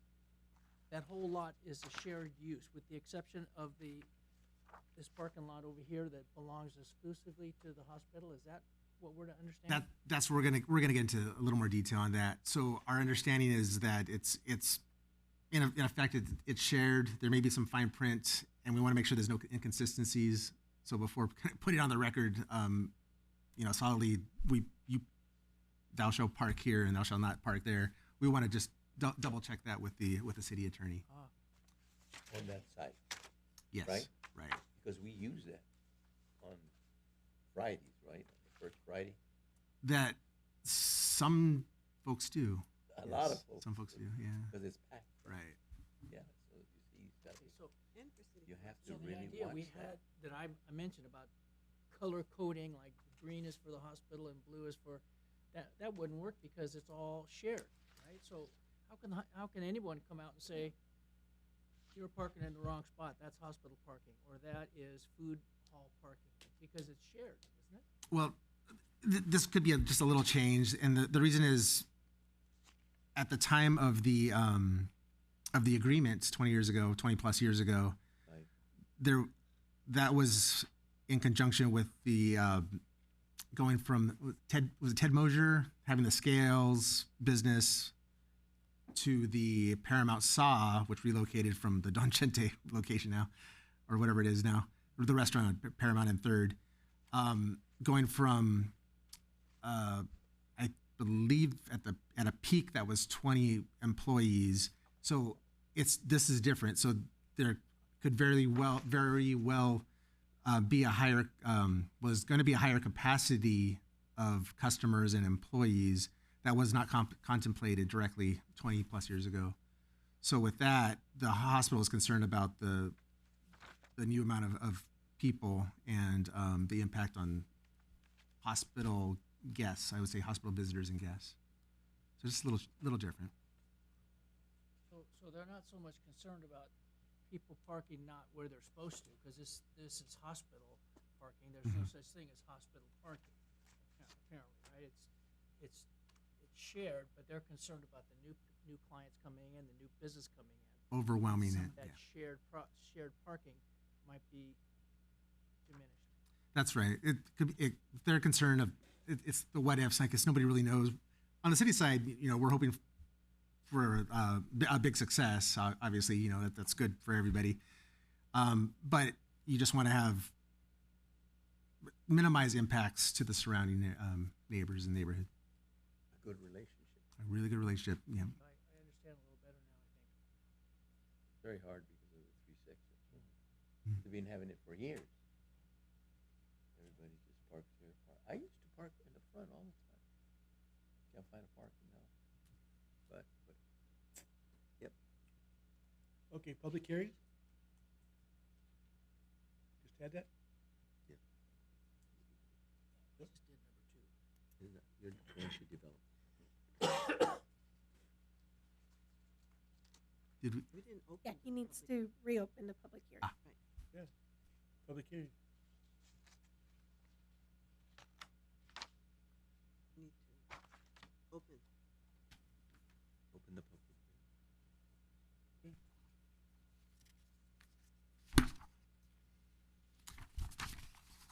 So I think we want to have a motion to open or just open it.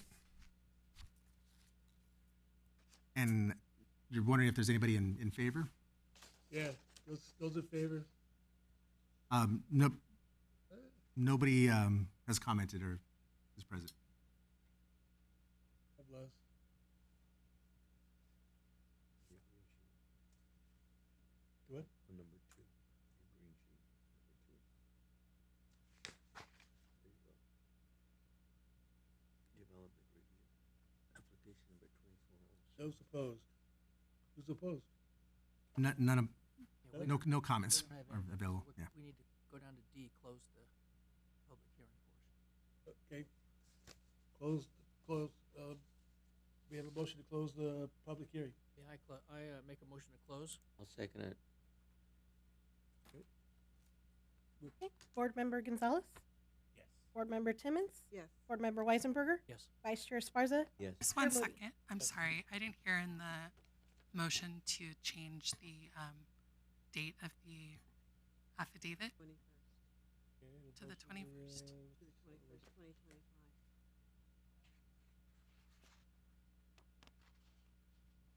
Or was this just the motion to Oh, after the close? close the public hearing first, and then Okay, they have- So you're just closing the public We were hearing? just Okay. closing the public hearing, so he hasn't. Now we go to number E, the motion. We need to do roll call. Motion to, Did we do the roll call? Call that is- for closing the public hearing. Now we need a motion to approve the request with the change of the affidavit date to Friday, February 21st, 2025. who's that at? It's added. Oh, That was added. all right.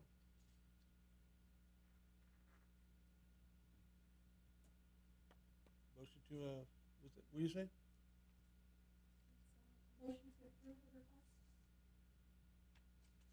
Very bottom of the green page right there, David.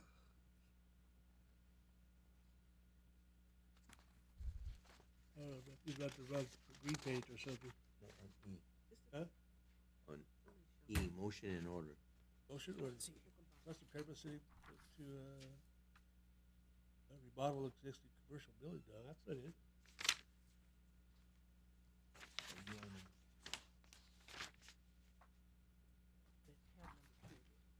number 2.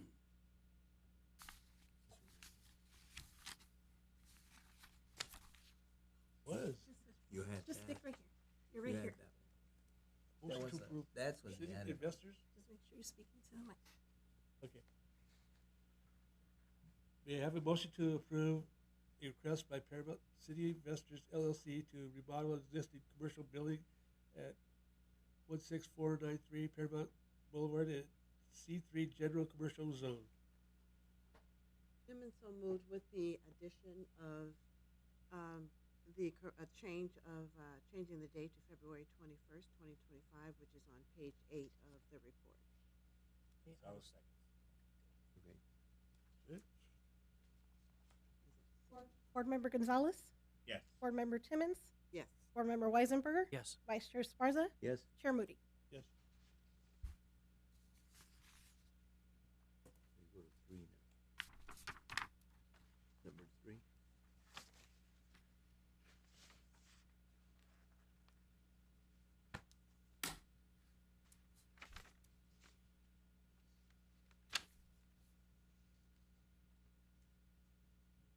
Public hearing?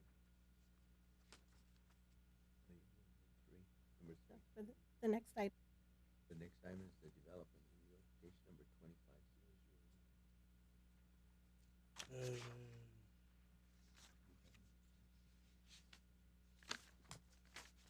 No, 3. Bring 3 over here.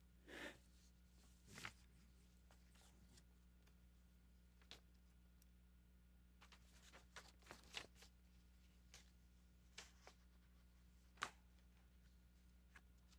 Not ahead. You don't have it? Okay, so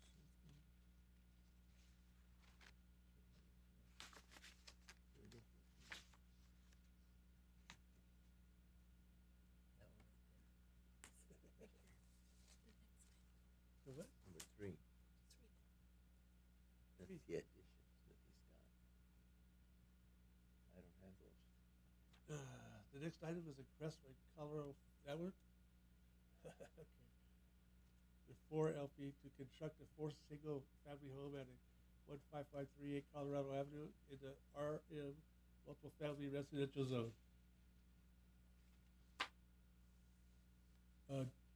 John, please present the staff report. Sure. So we're actually, staff is recommending that this be continued to the next meeting at March 3rd, 2025. The reason being is there's a third application, which is the, this ties into the tentative parcel map that you continued. There's a third application to change the zone, a zone change that wasn't quite ready. So we want to review them all at the same time. And with that recommendation, we'll hand it off to you to consider the continuation. Okay. Yeah, I have a motion to continue to the public hearing to March 3rd, 2025. Move to March, to our March 3rd meeting. I'll second it. Roll call? Board Member Gonzalez, Yes. Board Member Timmons, Yes. Board Member Weisenberger, Yes. Vice Chair Sparza, Yes. Chair Moody. Yes. Okay. Comments? Are there any comments from the board members, staff? No comments. Okay. Adjourn. We adjourn to Monday, March 3rd, 2025 at 6 p.m.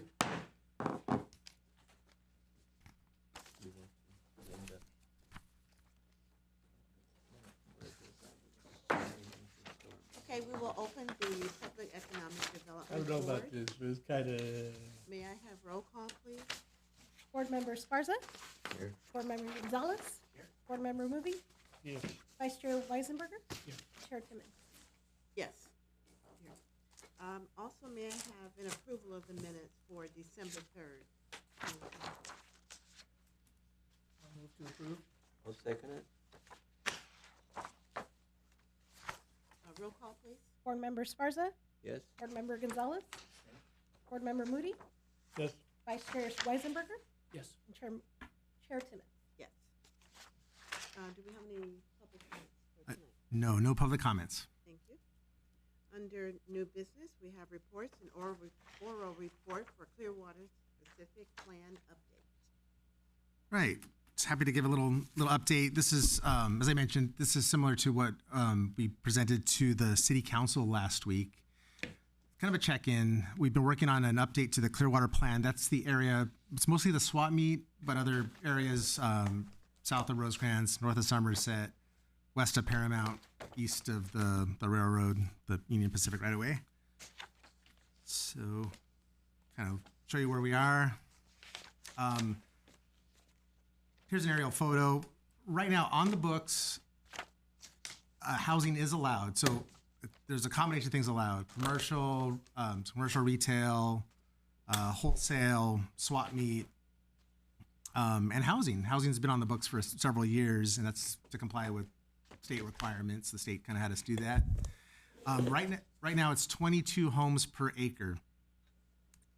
At this moment, somebody could come in and submit an application for housing. They haven't, but it is on the books. This the state is requiring us to get that up to 30 homes per acre, and that's also in compliance with what the city council adopted with the housing element.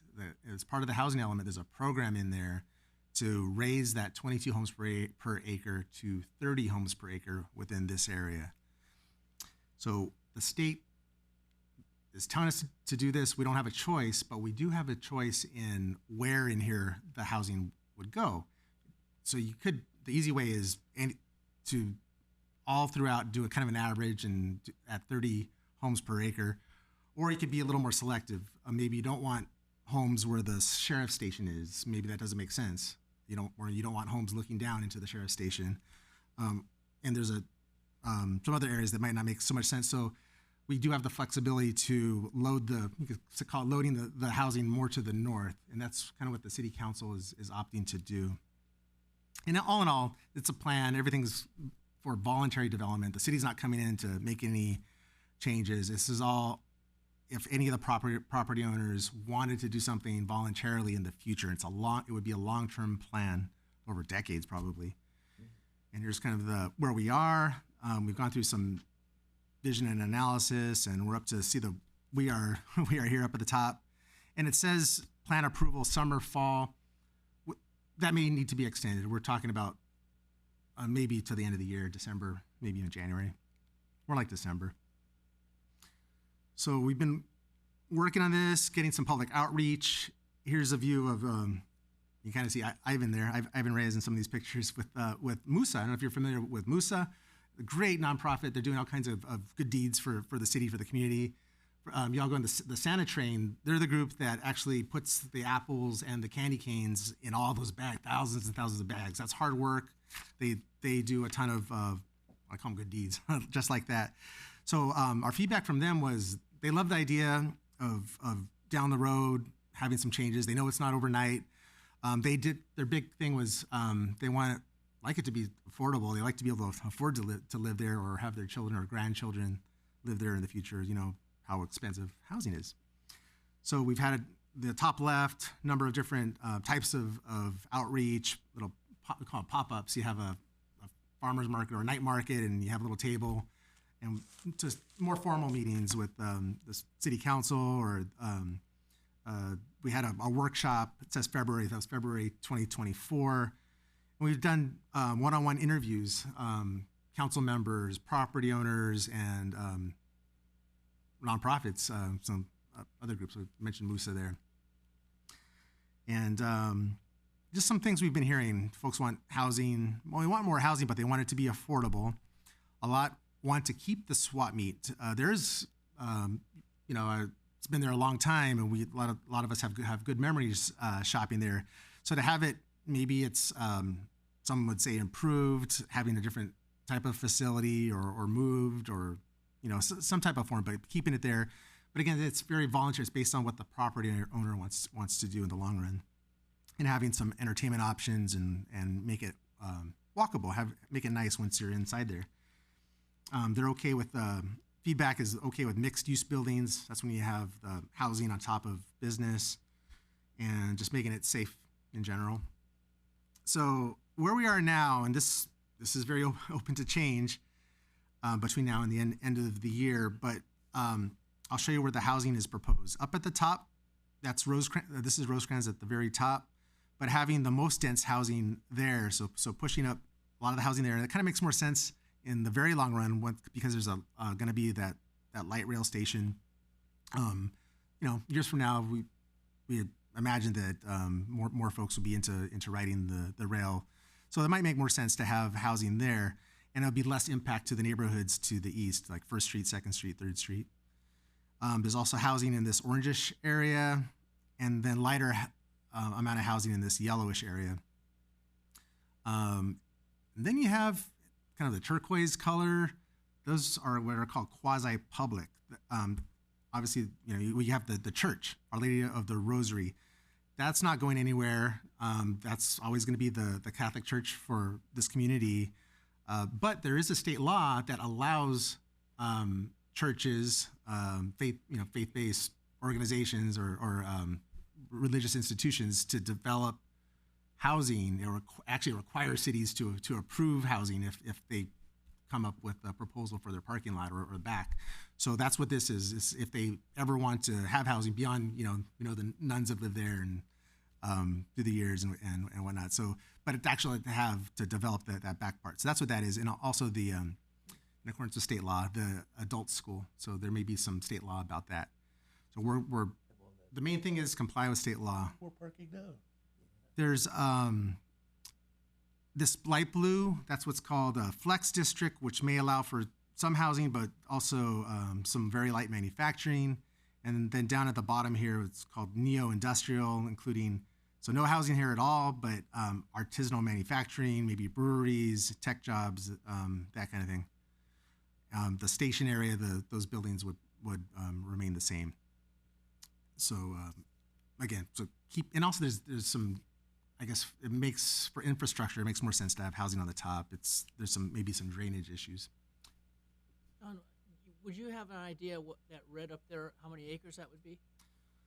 That would be, well, the entire area is like 67 acres, I believe. So just a little estimate, 4 to 5 acres. And that's currently where the Jack in the Box is Yeah, and the- that stuff up there? They gotta Yes. keep the Jack in the Box. Gotta, you've seen that. So I'll give you an example. Anaheim, where they have they call it the Platinum Triangle near the stadium and arena. You'll see new housing popping up there, but the Jack in the Box stays there. The McDonald's doesn't go away. So yeah, that might actually be the case. And the thing about that shopping center, it's leased up for the most part. They may not want to redevelop, but so years from now, that you could more likely see housing. Right there, right at that section. So you figure it's about 5 acres there, 5 or 6 acres, you said? Right. Okay, so you multiply that by 30, and that's what the state wants us to put in that area? Well, 30 is if we were to have the entire area, even where the station is. If we were to allow housing everywhere, then the average would be 30. So 30 times the number of acres, 67-ish, is 2,000. So 2,000 is the number we're dealing with. We want the state says you have to plan for 2,000 homes in this area. So the question is, where do you put those 2,000 homes? And so far, the city council is agreeing that it makes more sense to put them up at the top and along here. In the northern. In the northern part, and there's this light blue has some flexibility in terms of it could be manufacturing or commercial, but the absolute limit is 2,000 right now, and you'll see the may change. That has to do with the swap meet. The property owner is asking. Property's the one, really. They want more housing. They're actually asking to go up to 2,400 homes. So to answer, I'm sorry, Mr. Weisenberger. To answer your question, at the top, the proposal here is a lot more dense than 30 units per acre. It's actually closer to 80 or 90 in that area. Keep in mind that also would trigger. I'll get to it. Open space requirements. So if you build so much, you have open space on the private open space, but also public for the community at large. Go past that. Oh, here's open space plan. Here's an example of what you could see.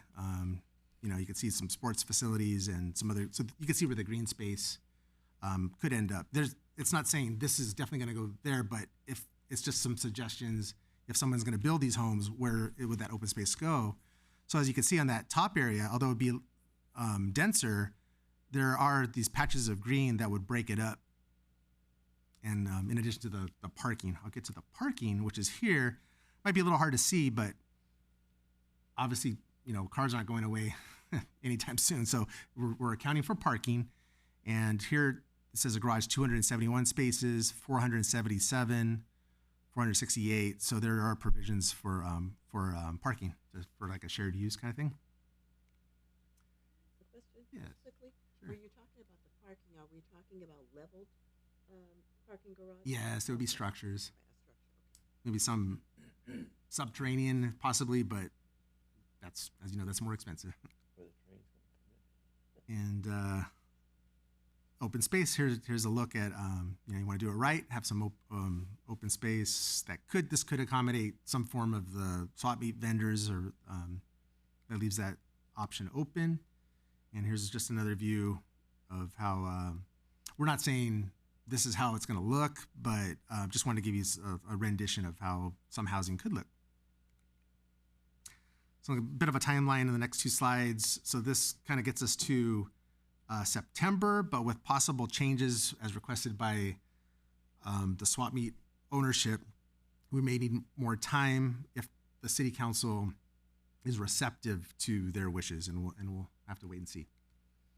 And here's the second part, just more, you can see a planning commission meeting is kind of plugged in there March and April. March isn't going to happen. This is kind of getting pushed back, as mentioned, closer to December. So maybe May or June for your review in the end. I know apparently we've covered the number of stories. Has that been determined? A little bit. So what we don't know is if there's that added 400 homes that the largest property owner is asking, that the highest level would be along Rosecrans, and that would be 6 stories. If the council says, yes, I agree with you, swap meet, let's have more housing, that would likely go to 7 or even 8 stories. So that remains to be seen. That's one of the question marks that will need some guidance from the city council. And you're welcome to give them your opinions, of course. Ernie, we'll never see it. That's it. That's it for now. So as we develop this more, we'll get you more updates. Yes. Well, I know housing is really important. We got to follow those Well, the guidelines. swap So, meet is the one that's but I'm closing out. hoping they do Hey, you know that- hey, decide that was to the lady. keep the swap meet because there's only 2 left, and I think Paramount is one. The other is Santa Ana. Is that correct? I think so. Oh, Santa Fe. Or Santa Fe Springs. Yeah. So that's kind of like a staple in our city. So, okay. It was. Or it was. Okay. Thank you so much Absolutely. for your report. Any other Thank you. questions? Buddy talks. Okay, do we have any comments from our board members? Any comments from staff? No comments from staff. Okay, if there are no other business, then we will adjourn this meeting till Monday, March 3rd, 2025 at 6 p.m.